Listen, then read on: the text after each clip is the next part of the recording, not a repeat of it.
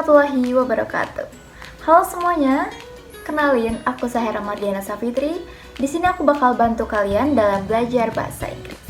Nah, buat materi kali ini kita bakal bahas mengenai 5 basic tense. Apa aja sih 5 basic tense itu?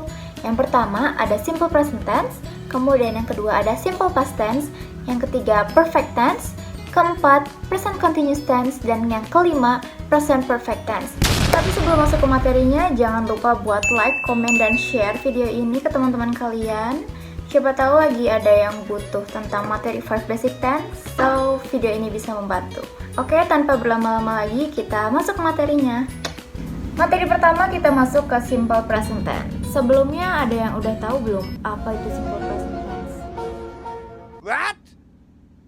Jadi teman-teman tolong diingat ya buat ini. Simple present tense itu digunakan untuk menjelaskan suatu kegiatan berulang yang menjadi kebiasaan.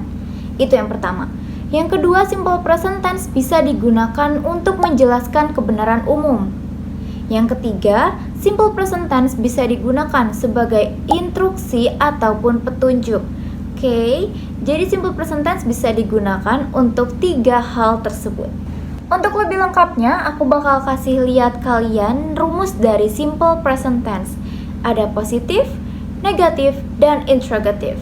Aku juga bakal kasih lihat atau kasih contoh tiap-tiap kalimatnya nanti ya teman-teman. Jadi tetap disimak video ini. Bisa kita lihat yang pertama ada rumus dari bentuk positif, yaitu subjek ditambah verb 1 ditambah s or is ditambah objek. Sedangkan untuk bentuk negatif, tinggal kita tambahkan don't or doesn't disesuaikan dengan bentuk subjeknya. Kemudian untuk bentuk interrogatif, kita bawa ke depan untuk do or does, kemudian ditambah subjek, verb 1 ditambah objek. Untuk bentuk negatif dan interrogatif, kita tidak perlu menambahkan s or is, hanya bentuk awal verb 1 ya teman-teman. Coba kita perhatikan contoh pada kalimat di sini. Yang pertama ada she drives a car. Kita tambahkan s pada verb 1 karena subjeknya adalah she. Sedangkan jika dia subjeknya they, kita tidak perlu menambahkan s atau is. Dilanjut pada kalimat kedua, yaitu di sini ada she doesn't drive a car. Kita menggunakan doesn't karena bentuknya negatif, kemudian subjeknya adalah she. Jikalau subjeknya adalah I, you, we, they, maka kita menggunakan don't. Contohnya, I don't drive a car. Kemudian di sini interrogative, does she drive a car? Kita menggunakan does karena subjeknya adalah she. Kemudian tolong diingat teman-teman, untuk kata kerja pada kalimat negatif dan interrogatif tidak ditambah s atau is. Gimana teman-teman buat materi simple present tense? Kira-kira susah atau gampang teman-teman? Itu masih satu materi 5 basic tense. Masih ada 4 lagi, so jangan bosan-bosan buat pantengin video ini, oke? Sekarang kita lanjut ke simple past tense. So, ada yang udah tahu simple past tense itu apa? Simple past tense sendiri teman-teman biasanya digunakan untuk menjelaskan suatu kejadian yang sudah lampau atau sudah berlalu. Buat rumus dan contohnya aku bakal kasih lihat seperti simple present tense tadi ya teman-teman. Silahkan disimak. Pada simple past tense, bentuk positifnya adalah subjek ditambah verb 2 atau kata kerja bentuk kedua ditambah objek. Sedangkan pada bentuk negatif, subjek ditambah didn't atau did not ditambah verb 1 ditambah objek. Masuk ke yang interrogatif, itu kita tinggal tambahkan did ditambah subjek ditambah verb 1 ditambah objek. Perlu diingat bahwa pada simple past tense, yang kata kerjanya bentuk kedua itu hanya bentuk positif. Sedangkan untuk bentuk negatif dan interrogatif, kita kembali ke verb 1 atau kata kerja bentuk 1. Untuk contohnya seperti ini ya teman-teman. Itu tadi buat simple past tense teman-teman. Gimana? Masih susah?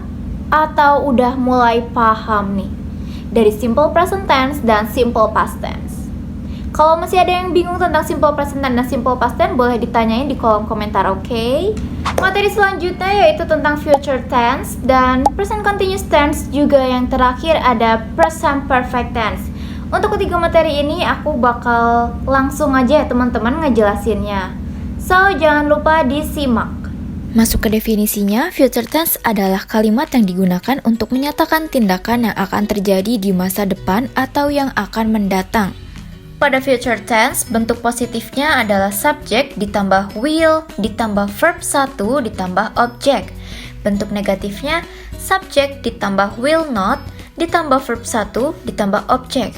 Sedangkan interrogative will ditambah subject ditambah verb 1 ditambah object. Pada future tense, kata kerjanya tetap kata kerja bentuk pertama, mulai dari positif, negatif, maupun interrogative. Untuk contohnya seperti ini ya teman-teman. Sekarang kita masuk ke present continuous tense. Present continuous tense adalah kalimat yang digunakan untuk menjelaskan suatu hal yang masih terjadi atau sedang berlangsung. Rumusnya, pada present continuous tense kita menambahkan to be, are, is. Kemudian untuk kata kerjanya kita menggunakan verb ing. Contohnya, cook menjadi cooking. Untuk contohnya seperti ini ya teman-teman. Terakhir adalah present perfect tense. Present perfect tense adalah kalimat yang digunakan untuk menjelaskan suatu kejadian yang sudah selesai atau sudah sempurna. Pada rumusnya, kita menggunakan kata kerja bentuk ketiga dan menambahkan have atau has. Contohnya seperti ini. Gimana teman-teman buat ketiga materi tadi, future tense, present continuous tense, dan future perfect tense? Apakah masih bingung atau masih penasaran ini gimana, itu gimana? Kalau masih ada, tanya di kolom komentar, oke? Nah oke teman-teman, gimana nih kira-kira buat 5 basic tense? Susah atau gampang?